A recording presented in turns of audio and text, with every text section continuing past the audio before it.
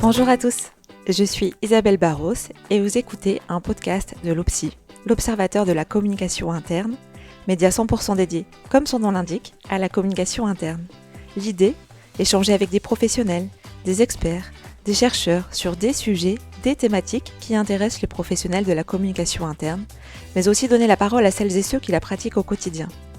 Et pour ce premier épisode consacré à la communication managériale, je suis ravie d'échanger avec Aurélie Renard, ancienne responsable communication, ancienne déléguée générale de l'Association française de communication interne et aujourd'hui fondatrice d'Innerside. Bonne écoute! Bonjour Aurélie. Bonjour Isabelle. Merci beaucoup d'être avec nous pour cet épisode consacré à la communication managériale. Alors, avant d'entrer dans le vif du sujet, je trouvais important de dire quelques mots sur votre parcours professionnel que je trouve personnellement riche et très intéressant car il donne, à mon sens, il vous donne différents angles de vue sur le sujet puisque vous avez occupé pendant une dizaine d'années des postes de responsable communication dans différentes organisations. Donc, vous avez une expérience terrain marquante, on va dire. Vous avez ensuite dirigé pendant 6 ans la délégation générale de l'AFSI, l'Association française de communication interne. Donc vous avez été d'une certaine manière plus qu'au cœur du sujet. Et d'ailleurs, vous avez dans ce cadre-là piloté la conception, rédaction d'un livre blanc sur la communication managériale. Alors je précise au passage que le lien de ce livre blanc sera disponible dans la synthèse de l'épisode. Et puis, depuis 4 ans, vous avez fondé le cabinet Innerside où vous accompagnez différentes entreprises dans leurs projets de communication et d'accompagnement du changement. Voilà, donc je pense que c'est d'autant plus intéressant d'avoir votre regard sur ce sujet de la communication managériale. La communication managériale dont on parle beaucoup et qui est clairement ressortie comme un point clé de la fonction communication interne de demain dans l'étude qui a été réalisée à l'occasion des 30 ans de l'AFSI. Mais pour autant, c'est pas forcément évident de savoir ce que ça recoupe et de quoi on parle quand on dit communication managériale. Alors c'est la première question que j'ai envie de vous poser. C'est quoi la communication managériale ? Oui, alors effectivement, cette question de la définition, elle est importante, comme toujours en communication, pour être sûr qu'on parle tous de la même chose. Alors, je vais m'appuyer sur la définition qu'a donnée l'AFSI dans le livre blanc que vous avez cité. La communication managériale, c'est une communication qui est portée directement par les managers en vue de mobiliser leurs collaborateurs au service de la performance économique et sociale de leur entreprise. Alors pourquoi je reprends cette définition ? Pas seulement parce que c'est la définition de l'AFSI et que comme vous l'avez dit, je suis attachée pour différentes raisons à cette association, mais c'est surtout parce que cette définition, pour moi, elle dit 3 choses importantes. Elle dit d'abord que la finalité de la communication managériale, ce n'est pas de communiquer, qui n'est jamais la finalité d'ailleurs de la communication. Elle dit que la communication managériale, son objectif, sa finalité, c'est de gagner en performance. Ça, je crois que c'est vraiment un point clé de situer tout de suite la communication managériale dans cet objectif-là. Le deuxième point qui me plaît dans cette définition, c'est qu'on voit que la communication managériale, c'est avant tout du dialogue. Guillaume Appert, qui est directeur adjoint de la communication de JC-Decaux et qui a été président de l'AFSI, avait l'habitude de dire que la communication managériale, c'est le dernier maître jusqu'aux salariés. Donc, c'est vraiment important d'avoir cette notion-là. La communication managériale, ce n'est pas qu'une communication avec les managers, même si c'est une étape. C'est une communication qui vise l'ensemble des salariés, des collaborateurs d'une entreprise ou d'une organisation. Et enfin, le troisième point important dans cette définition, pour moi, c'est de dire que la communication managériale, c'est un échange. C'est pas simplement un cascading de messages.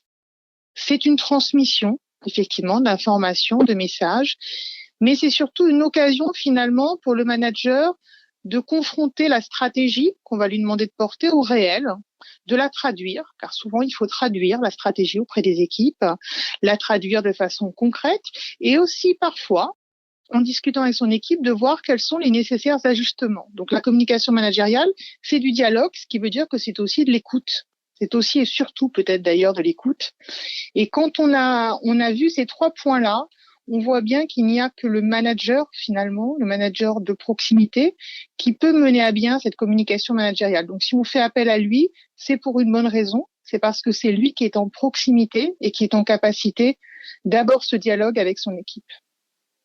Très bien. Ça me paraît être une définition très complète et du coup, je me mets dans la place d'un communicant interne en poste pour lui, puisque c'est un sujet, vous l'avez très bien dit, qui vise l'ensemble des collaborateurs. quelque part, qui est porté par les managers de proximité aussi.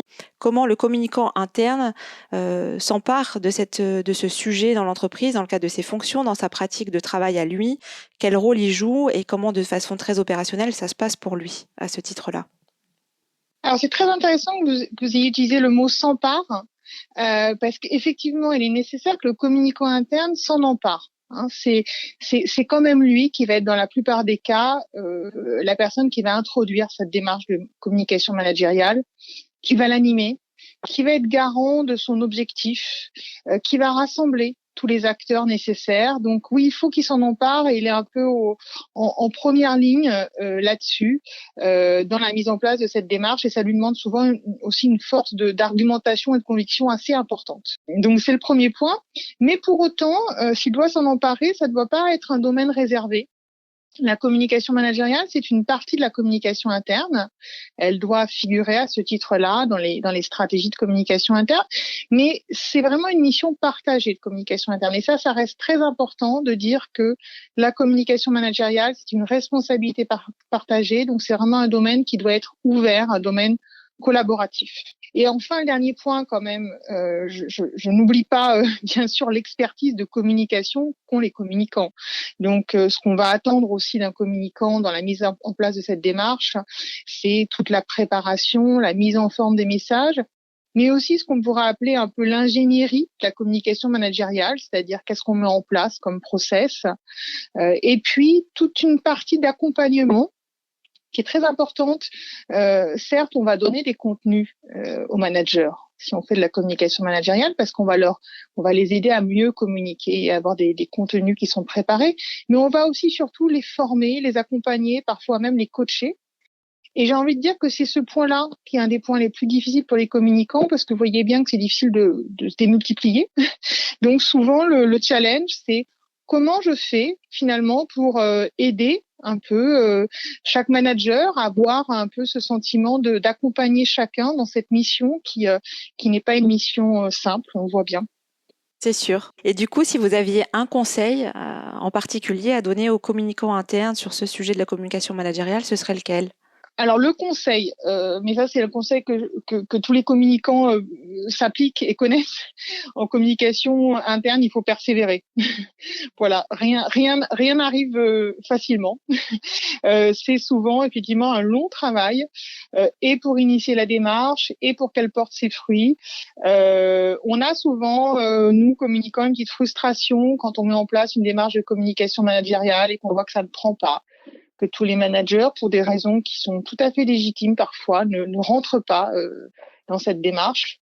Pour autant, je suis persuadée qu'il est nécessaire de persévérer, de faire avec ceux qui sont prêts à y aller, et petit à petit finalement de créer une dynamique.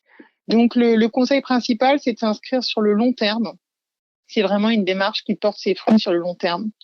Et c'est une démarche collective et collaborative aussi. Donc encore une fois, ne pas finalement se retrouver un peu enfermé dans cette démarche et porter seul la responsabilité de cette démarche, vraiment aller chercher les acteurs, la direction générale au premier titre, la DRH, les managers eux-mêmes, pour faire en sorte que cette démarche elle soit la plus partagée possible et qu'elle puisse être productive et vraiment générer de la performance pour tous. D'accord. Et si, alors ça me vient un peu comme ça quand je vous écoute, mais finalement, est-ce qu'on a parlé de la direction générale, de la DRH, des managers eux-mêmes, du communicant ou des communicants internes, mais finalement les collaborateurs, est-ce qu'ils ont un rôle finalement dans cette démarche de communication managériale, puisqu'ils sont un peu a fortiori les premiers concernés au bout de tout ça, mais est-ce qu'ils auraient un rôle, ou en tout cas est-ce que les communicants internes peuvent aussi s'appuyer sur les collaborateurs dans cette démarche de communication managériale? Comment ça peut s'opérer? Est-ce que ça fait sens de poser cette question? Voilà, qu'est-ce qu'on pourrait dire à ce propos? Ça fait tout à fait sens de poser cette question parce que, on le disait tout à l'heure, c'est un dialogue, la communication managériale. Donc, pour qu'il y ait dialogue, il faut qu'il y ait plusieurs acteurs. Donc, le manager ne doit pas se retrouver en position finalement d'être tout seul à transmettre des messages. Alors, il faut qu'il crée le cadre et qu'il soit aidé pour créer le cadre de ce dialogue. Mais il faut aussi que chaque collaborateur se sente responsable de s'exprimer. de façon constructive, mais de s'exprimer autour de ce qui lui est présenté par son manager, de faire remonter ses questions, ses doutes, de faire des propositions. Donc, oui, la communication managériale, c'est une partie de la communication interne qui est portée, partagée par tous. Donc le collaborateur, il y a vraiment complètement sa place. Après, il m'arrive aussi parfois de conseiller aux communicants d'avoir un petit effet levier. Parfois, il faut un petit stimuli, il faut que les collaborateurs, effectivement, la réclament un peu, cette communication managériale. Et dans les études d'opinion interne, moi, je conduis un certain nombre d'études sur la communication interne dans des entreprises. Souvent, on pose des questions pour que les collaborateurs puissent exprimer cette demande s'ils l'ont. Je souhaite avoir plus d'occasions d'échanger en équipe avec mon manager. Je souhaite que mon manager me présente finalement les orientations de l'entreprise.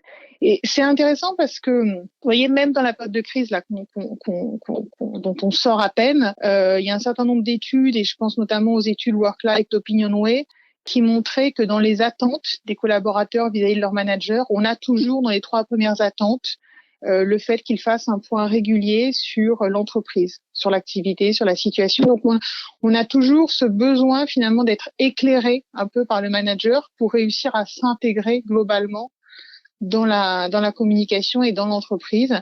Et donc, oui, le collaborateur, il peut la réclamer, cette communication managériale aussi, si elle n'existe pas ou pas assez. D'accord. Et vous disiez beaucoup, donc c'est une histoire de dialogue. Finalement, on parle aussi beaucoup de dialogue au travail, de dialogue sur le travail. Est-ce que ça s'inscrit dans cette démarche de communication managériale ou est-ce que c'est encore un sujet un peu différent? Comment on se positionne par rapport à ça? Est-ce que finalement, tous ces sujets qui portent sur le dialogue au travail et le dialogue sur le travail, sur l'activité de travail, est-ce que finalement c'est dans cette démarche de communication managériale ou c'est encore autre chose? Alors effectivement, faites bien de le dire, il y a eu des travaux, et je pense notamment à ceux de Mathieu Deschessard, qui ont été relayés par la NAT, qui ont été relayés par l'AFSI, notamment Jean-Marie Charpentier, autour de la nécessité d'ouvrir des espaces de discussion sur le travail. Souvent en lien avec des thématiques de qualité de vie au travail. C'est souvent le point de départ finalement. Qu'est-ce qui ne fonctionne pas bien et qu'est-ce qui fait que parfois les salariés expriment un mal-être lié à une absence de sens, par exemple, trouvé dans leur travail. Donc, c'est à cette occasion-là qu'on a reparlé de ces espaces de discussion où on pourrait parler de ce que les sociologues appellent le travail réel. C'est le travail avec toutes tous ces bonheurs, toutes ces difficultés, tout ce qu'on a à trancher au quotidien. Vous voyez, ce qui semble pas écrit justement dans les feuilles de route stratégiques, mais ce à quoi on est confronté. Parfois, les salariés font remonter ces questions et cet écart qu'ils voient parfois entre ce qui vient du haut, la stratégie, et ce qu'eux, ils vivent. C'est un écart qu'il faut effectivement essayer de réduire, mais qui pourra pas qui pourra pas se réduire complètement. Effectivement, il y a 2 points de vue. Et donc, pour moi, la communication managériale, elle peut aussi servir à réduire cet écart. C'est-à-dire que son contenu, bien sûr qu'il part d'une envie de partager une feuille de route, une stratégie qu'a la direction de l'entreprise. Mais le but de ce dialogue, justement, en équipe, c'est d'arriver à confronter cette feuille de route, cette stratégie au travail réel, de voir comment on l'adapte, comment ça se traduit, et puis de voir aussi comment les collaborateurs peuvent faire remonter et enrichir des choses. Moi, je pense que c'est bien de faire des grands dispositifs participatifs de temps en temps, et c'est tout à fait nécessaire, mais je crois aussi beaucoup au fait de créer des espaces régulièrement pour pouvoir justement laisser les salariés s'exprimer et venir enrichir la feuille de route stratégique. Donc, oui, les espaces de discussion sur le travail, pour moi, ils peuvent s'intégrer tout à fait dans une démarche de communication managériale, même si, encore une fois, l'objectif est souvent un objectif très lié à la qualité de vie au travail. Et donc, il faut quand même bien définir et bien cadrer la démarche et ce qu'on en attend. D'accord. C'est un point très intéressant. On a dit beaucoup de choses, enfin surtout vous. Vous avez dit beaucoup de choses sur le sujet très intéressantes. S'il fallait retenir ou résumer, retenir une chose de cet échange à propos de la communication managériale, qu'est-ce que vous auriez envie de mettre le plus en avant? Alors moi, ce que j'aime répéter, mais c'est aussi parce que je suis confrontée, comme comme les responsables communication interne, au fait de convaincre parfois de la pertinence de la démarche, hein, de convaincre différents acteurs. Donc moi, j'aime bien quand même redire la communication managériale, c'est un levier de performance, hein, en rajoutant derrière, comme dans la définition de l'APSI, de performance économique et sociale. C'est-à-dire, c'est quelque chose qui permet à l'entreprise et à chaque équipe d'atteindre ses objectifs. Hein. Donc ça vient aider l'entreprise globalement, mais ça doit venir aider chaque manager à atteindre ses objectifs. Et c'est aussi un levier de performance sociale au sens où une bonne communication managériale, elle doit permettre à un moment aux salariés de trouver du sens dans ce qu'ils font, à leur niveau individuel, au niveau de leur équipe, en voyant comment ils contribuent finalement à cette stratégie. Et c'est ça qui permet aussi de trouver du sens dans son travail. Donc la communication managériale, je crois qu'il faut le redire, c'est pas quelque chose qu'on fait parce que ça nous fait plaisir à nous communicants de transmettre des slides. C'est pas quelque chose dont on va voilà, je dirais un peu se débarrasser en disant sur telle stratégie, je ferai un PowerPoint, ça ira. C'est vraiment un levier de performance. Si on l'active pas, moi je suis intimement convaincue qu'on atteint moins vite et moins bien ses objectifs. Donc utilisons ce levier comme on a d'autres leviers de performance dans l'entreprise, mais c'est vraiment un levier clé, et c'est à ce titre-là qu'il concerne tous les acteurs et pas seulement bien sûr les communicants. D'accord. Alors, moi, si j'essaye de résumer un peu, puisque bon, je suis communicante interne de métier, donc c'est vrai que je vais avoir tendance à être très aussi axée sur le communicant interne en poste concrètement pour lui. Si je résume un peu ce qu'on vient d'échanger à ce propos de la com managériale, il y a finalement un point qui est de soutien aux managers, c'est-à-dire les soutenir dans cette démarche en leur apportant peut-être les outils ou la formalisation nécessaires au partage de la stratégie et des projets d'entreprise, par exemple. Il y a aussi le volet formation, comment j'accompagne les managers, comment je les forme, ou en tout cas que je les sensibilise à cette communication de proximité, comment je leur donne les clés pour bien communiquer avec leurs équipes au sens large.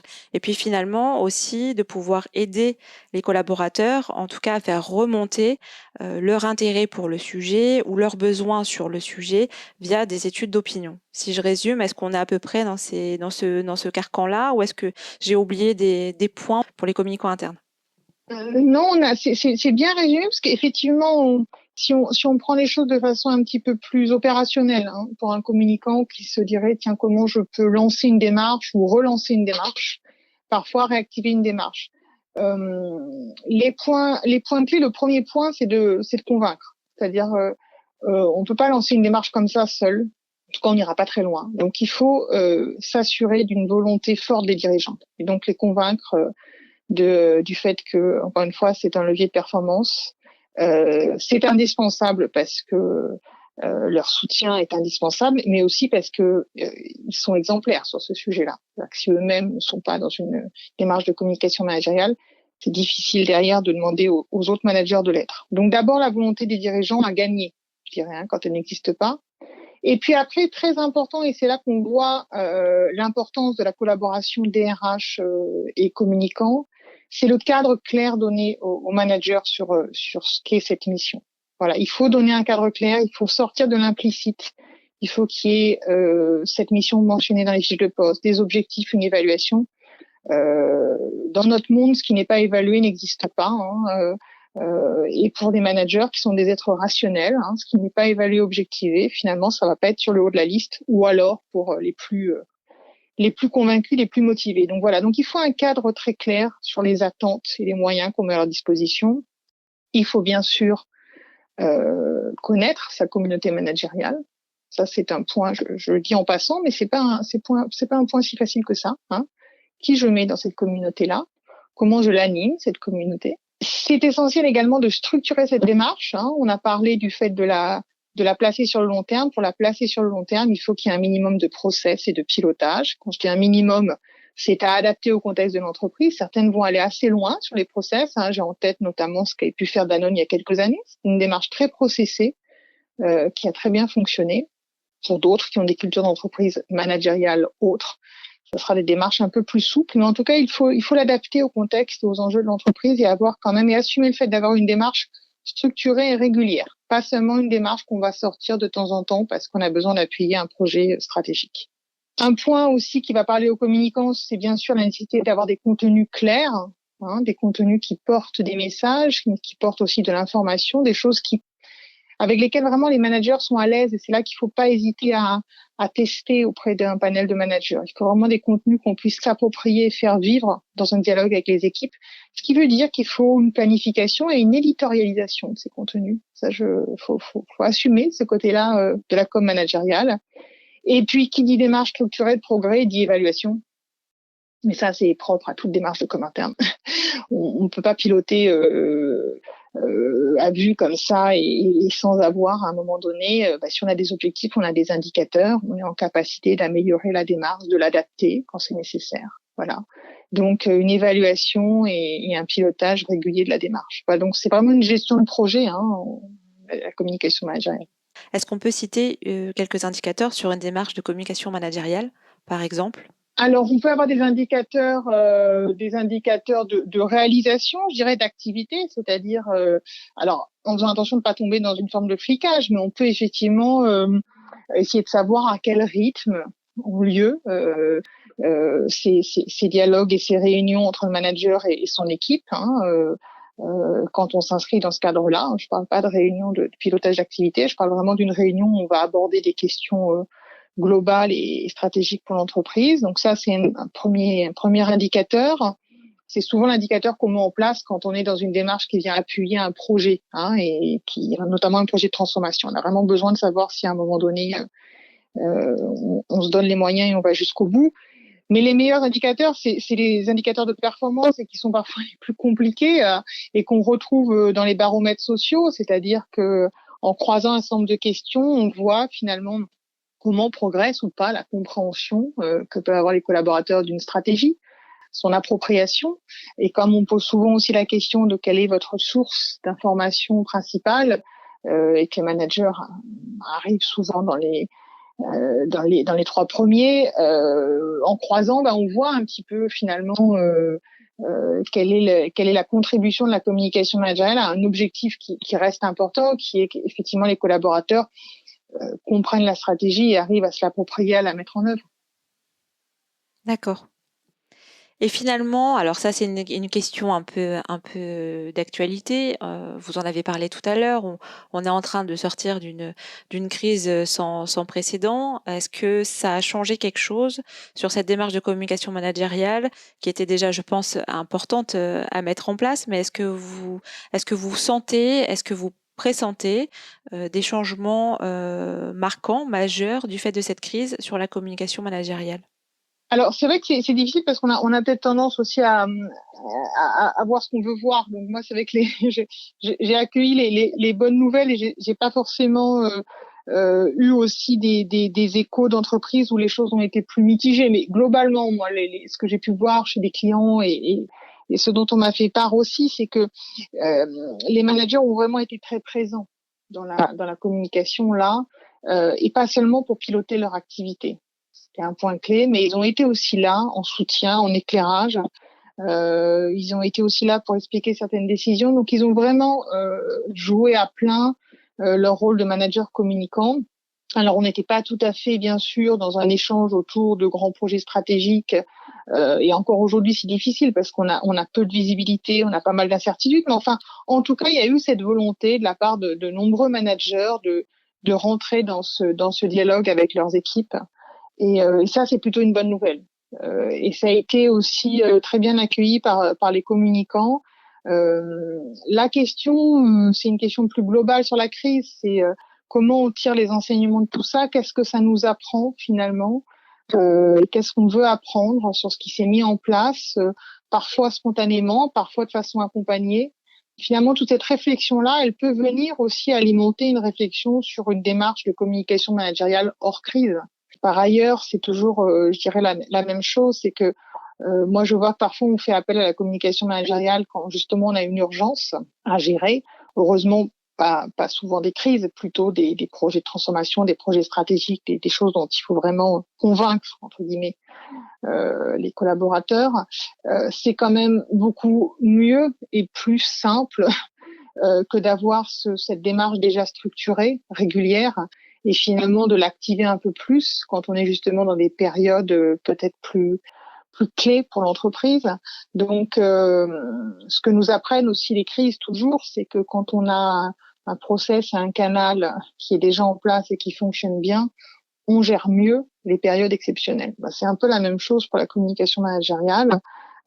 Si on arrive à mettre en place une démarche en temps normal, et ben on arrivera à l'activer, à la rendre performante dans des périodes plus intenses. Alors Aurélie, peut-être que si on pouvait donner un point de vigilance, peut-être aux communicants internes dans cette démarche de communication managériale, quels seraient ou quels pourraient être les points de vigilance à ce propos? Alors le point de vigilance, c'est un peu celui qu'on essaie toujours d'avoir en communication interne, c'est qu'il y a pas d'outils ou de pensée magique en communication interne, donc il y a différents canaux qu'on peut mettre en place qui vont venir se compléter. Donc il y a la communication managériale, il y a d'autres formes de communication interne. Il faut en attendre, il faut se fixer des objectifs, mais il faut pas en attendre trop. Et il faut pas non plus parfois aller un peu contre les managers au sens peut-être leur imposer une démarche. Parfois, voilà, on va venir un petit peu leur demander d'activer quelque chose, alors qu'eux-mêmes ne sont pas complètement prêts à ça. C'est d'ailleurs souvent un peu un frein quand les managers ne le font pas, parce qu'ils ne sont pas convaincus de la pertinence de la démarche et parfois même ils sont pas très convaincus parce qu'on leur demande de communiquer. Donc ça veut dire qu'il y a quand même un travail de préparation auprès des managers, de conviction, de co-construction qu'il faut pas oublier de faire, en fait, voilà, pour que ça fonctionne bien. Est-ce que ça rejoint un peu l'idée dont on parle, le point dont on parle dans d'autres sujets de communication interne, qui est finalement pour le communicant interne, faire la pédagogie de son métier, de sa fonction, pour montrer que déconstruire certains a priori, c'est pas juste les petits fours et les paillettes, mais qu'il y a aussi d'autres points sur lesquels il peut apporter de l'aide et du soutien aux acteurs de l'entreprise. Est-ce qu'il n'y a pas ce côté vraiment pédagogie du métier auprès des managers pour le coup? Oui, tout à fait. Il y a ce côté pédagogie du métier, il y a ce côté proximité, il y a ce côté écoute aussi qu'a le communicant.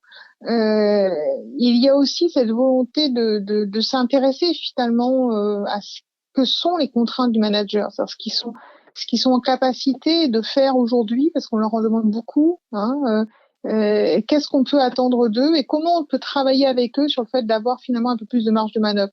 Ça ne doit pas être vécu comme une contrainte, cette communication managériale, et ça doit peut-être pas être vécu comme quelque chose en plus. Donc peut-être une piste, c'est de voir comment on peut intégrer finalement peut-être de nouveaux contenus dans des réunions existantes déjà ou dans des démarches existantes déjà. Faut vraiment que ça soit vu comme une aide et pas juste et pas du tout comme une contrainte imposée du haut. Très bien, Aurélie. Et pour celles et ceux qui voudraient approfondir le sujet, est-ce qu'il y a des livres, des articles que vous pourriez conseiller pour aller un peu plus loin? Alors, je vais quand même vous reparler du livre blanc de l'AFSI parce que je pense que c'est quelque chose qui d'abord qui est facile à lire et les communicants n'ont pas toujours beaucoup de temps, donc voilà, qui pose bien les bases et puis qui surtout a été co-construit avec d'autres communicants. Voilà, donc il est très parlant, je pense pour des communicants en entreprise. Donc le livre blanc de l'AFSI sur le sujet. On a parlé des travaux aussi de Mathieu Deschessard autour du management, des espaces de discussion sur le travail, voilà, en disant qu'il peut y avoir des croisements possibles. Ça, il y a un certain nombre d'ouvrages, des choses aussi qui sont publiées sur le site de l'ANACT, voilà, qui me semblent particulièrement intéressants à regarder. Donc voilà, ça serait des principales sources. Après, il y a des publications sur le management de la part je pense notamment à Eric Albert, je pense à Maurice Thévenet, voilà, je pense à des gens qui n'ont pas travaillé sur la communication managériale, mais qui disent des choses sur le management qui sont tout à fait pertinentes pour notre sujet. D'accord, très bien. Bon, ça fait quelques petites lectures pour cet été. Et écoutez, merci beaucoup Aurélie. C'était très intéressant de vous entendre sur ce sujet passionnant de la communication managériale. Merci beaucoup. Merci Isabelle, c'était un plaisir. À très bientôt Aurélie. Ce podcast est maintenant terminé. Merci beaucoup pour votre écoute.